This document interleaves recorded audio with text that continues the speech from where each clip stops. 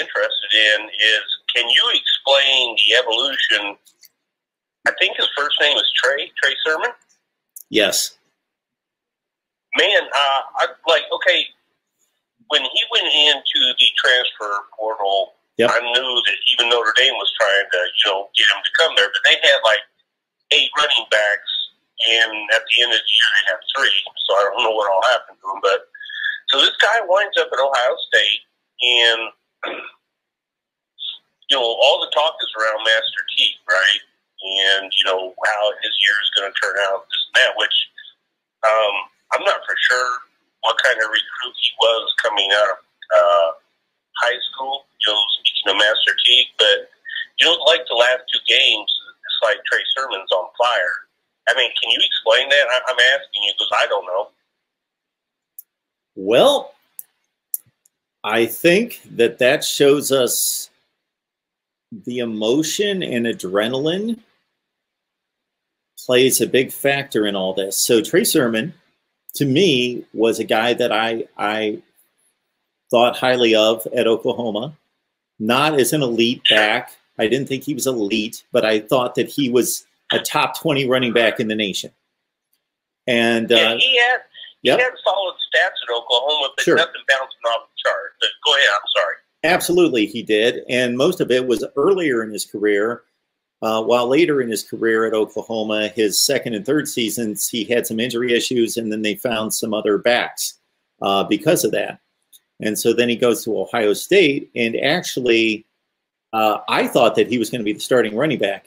And then Master Teague must have looked better in practice and was the starting running back. And I was not that impressed with Master Teague in relief of J.K. Dobbins last year, so I thought this doesn't say a whole lot for Trey Sermon. Trey Sermon got off to a fairly slow start this season, was only getting 8-10 carries per game, something in that range.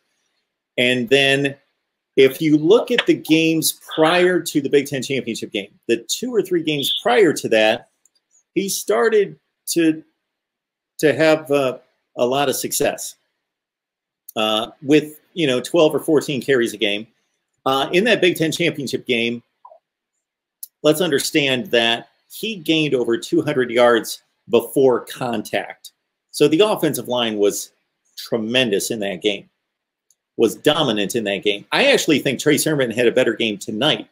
He looked like he was running angrier and more effectively tonight than he did against Northwestern. Just he didn't have the stats. It was madness. It was madness because, and when I say madness, I don't mean, I'm saying like he just was like unconscious. It's like if a guy is in basketball is draining trays, right? He reminded me of a guy playing basketball draining trays. He just was going for it. Yeah, I think that championship game in the Big Ten just raised his game to some other level. It's almost like when Ian Book, and now it's kind of difficult to say this, but let's take ourselves back about 6 weeks, that people had a certain perception of Ian Book before the first Clemson game. Well, I did too. If you would have asked the average college football fan to describe Ian Book before the first Clemson game, they would say game manager. They'd say he's a good quarterback. Absolutely. And I would say the same thing. I would typically say he's a top 15 to 20 quarterback in the nation, and he's good. He's not elite. He's not dynamic. Then he comes out of that Clemson game, and suddenly people think he's Brett Favre, throwing the ball, doing all sorts of crazy things. Then he's some kind of swashbuckling quarterback who can do everything and run all over the place, and like he's Pat Mahomes or something. And I think we went a little overboard on that because he did have some magical plays against Clemson, and now we're seeing a little bit. And also North Carolina. And against North Carolina, yeah, I'm thinking in the play in particular that he had the crazy kind of backhanded pass against North Carolina. Yeah. And suddenly, within a couple weeks, most college football fans had this completely different perception of who Ian Book is. It seems like that's kind of happening with Trey Sermon, and maybe he's just getting his mojo. I don't know how to explain it. My son was sitting here watching the game with me, and he's kind of fallen out of love for college football, so he hasn't watched this year, but he came over to watch this game, and he was amazed that he didn't think Trey Sermon was like built like a power back. He looks kind of tall, and he doesn't have big, thick thighs, but he's powerful. And he's not ripped either. You know what, Mark?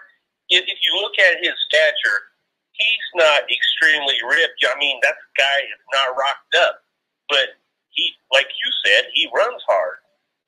And man, I give him a lot of credit, because here was another thing I wanted to ask you, and I'll let you get back to your thought. I'm sorry to interrupt, but sometimes guys can be in practice and they may not appear to be separating themselves from their teammates, but once they get in the game, they just go off. And do you think that he just needs the opportunity to play? I'm asking.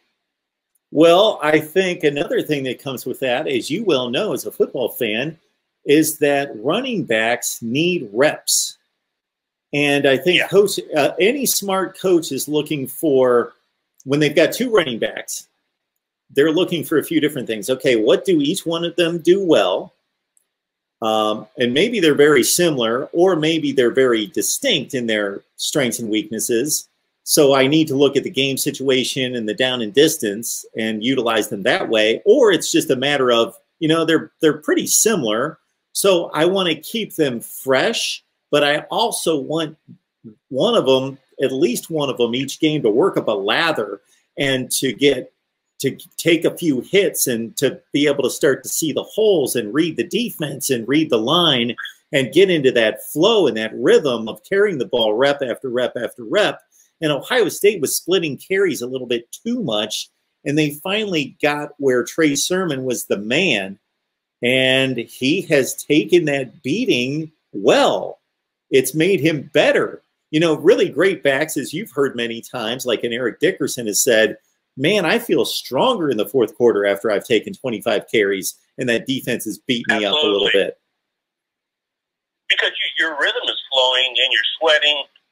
And it's just okay, like, think about Dobbins last year. I really feel like they ran Dobbins a little bit too much. And I'm like, please don't let him get hurt, right? Mm-hmm. Get somebody else some carries, but that kind of plays into what you just explained, that when a guy's got it going, man, let him keep toting the rock, right? Yeah, I'm with you, though. I had been at that place with J.K. Dobbins a number of times where I thought, they're winning this game like 38-10. Why is he still carrying the ball? Why don't they get somebody else in there? Does he really need another 10 or 12 carries on his wheels? Can't they save him for next week? Do they really need him to be doing this? Absolutely. So it's a balance, and you got to know your players. You got to know your team. You got to know this. Again, if it's a close game, the situation and who's going to be more effective for what you're trying to do.